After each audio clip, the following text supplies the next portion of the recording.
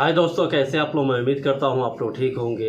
ईद का छुट्टी को लेकर के बार बार खबरें आ रही है कि ईद का छुट्टी 29 मार्च से लेकर के 2 अप्रैल तक है। ये जान लीजिए, ईद का छुट्टी 29 मार्च से लेकर 2 अप्रैल तक है, यानी 5 दिन छुट्टी रहेगा। ठीक है। अब इन छुट्टी में अगर किसी को ओवर टाइम करना होगा या ड्यूटी करना होगा तो ये उनका अपना व्यक्तिगत मामला है, क्योंकि अगर कंपनी दे रहा है तो ठीक है, आप कर लो। उस पर एक शर्त है कि आप पहले अपने फोरमैन इंजीनियर से बात कर लीजिएगा कि क्या इसका पैसा मिलेगा भी या ऐसे ही काम करवा के नहीं देगा। चूँकि होता है, एग्जाम्पल के तौर पे 1 तारीख को अगर है ईद है तो 2 तारीख को कर लेगा आदमी, या 29 का छुट्टी है तो 30 तारीख को भी कर सकता है। 2 दिन ओवर टाइम हो जाएगा। तो अगर डेढ़ा मिलता है तो आपको 3 दिन का ड्यूटी बन जाएगा। ठीक है, तो कर सकता है आदमी, लेकिन शर्त लगा ले उससे, जो अपने फोरमैन या इंजीनियर है उनसे शर्त लिखवा ले कि भाई हमको आप पैसा दीजिएगा, कंपनी दे मत दे। आप बोलते हैं हमको जाने के लिए तो आप ही दीजिएगा। क्योंकि बाद में होता है क्या, इस छुट्टी का जो है ना, वो फोरमैन ऐसा एक्सक्यूज देने लगता है कि ये हुआ वो हुआ, कंपनी नहीं एक्सेप्ट कर रहा है, 10 तरह की बात बताता है। उससे अच्छा भाई तुम बता दो हमको, तुम दोगे या नहीं। ये बड़े बड़े कंपनी में नहीं होता है, छोटे छोटे मुसस्से जो होते हैं ना, ये इसमें ये प्रॉब्लम आता है। जो बड़ा कंपनी है वो तो खैर वो हेड ऑफिस से ही अप्रूवल कर देता है कि भाई इसका आज का ओवर टाइम होगा या नहीं होगा, जो भी वो लोग बता देता है। लेकिन छोटा छोटा मुसस्सा में ये गड़बड़ी होता है। ठीक है, तो आप अपने हिसाब से देख लीजिएगा कि कैसे ओवर टाइम का पैसा लेना है, कंपनी से नहीं लेना है, करना है नहीं करना है, जो भी आप देख लीजिएगा। आते हैं दूसरी खबर पे दोस्तों कि सऊदी के मंत्रालय ने कहा है कि ज़बरदस्ती काम करवाने वाले कंपनी पे शिकंजा कसा जाएगा और उस पे जुर्माना लगाया जाएगा। और अगर कोई डरा धमका कर भी काम करवाता है तो भी उस पर जो कानूनी कार्रवाई है वो की जाएगी। अब ये कहने की बात तो होता है, बहुत मंत्रालय हमेशा कुछ न कुछ कहता ही रहता है, ये करेंगे वो करेंगे, लेकिन होता नहीं है। बहुत सारे ऐसे लोगों को मैं मिलता हूँ जिनका कहना है कि भाई ज़बरदस्ती काम करवाता है, कंपनी में सही से सुविधा नहीं है, कंपनी के अंदर बात सही से नहीं करता, फोरमैन इंजीनियर अजीब बात करता है, कभी कभी तो बदतमीजी भी करता है।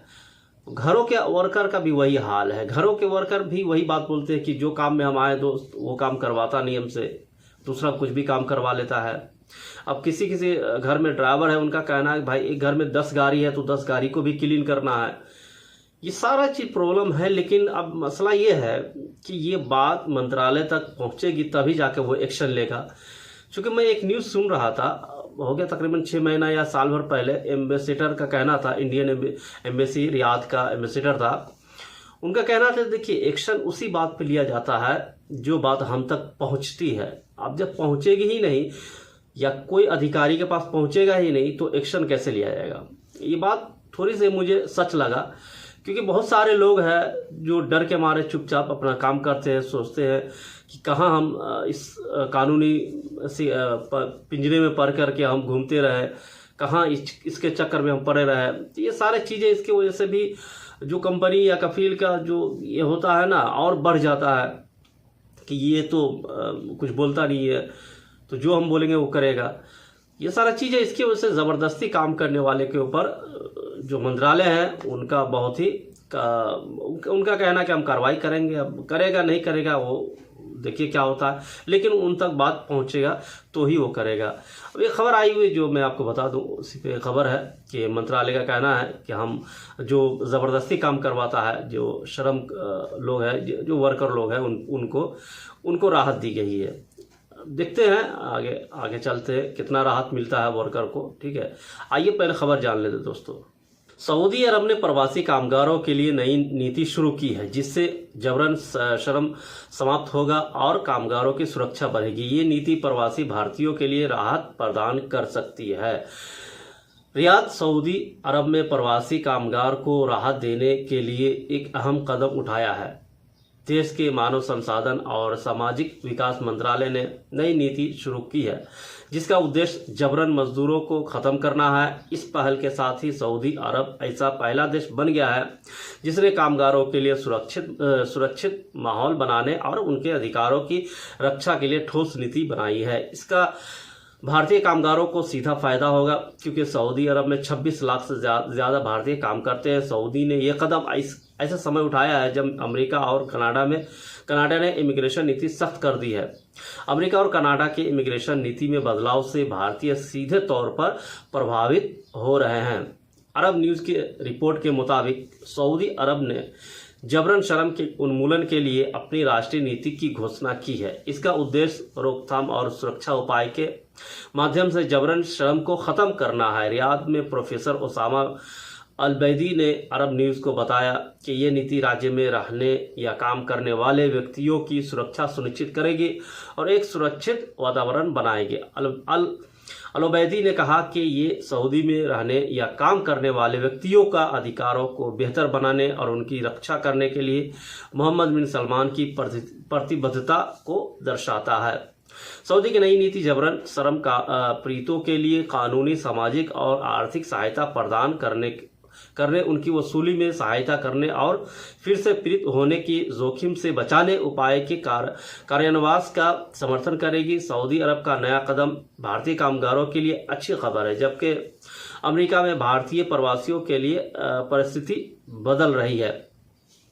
तो मोहम्मद बिन सलमान जो कहा है कि भाई जो जबरन काम करवाने वाले लोग हैं वो सतर्क हो जाए।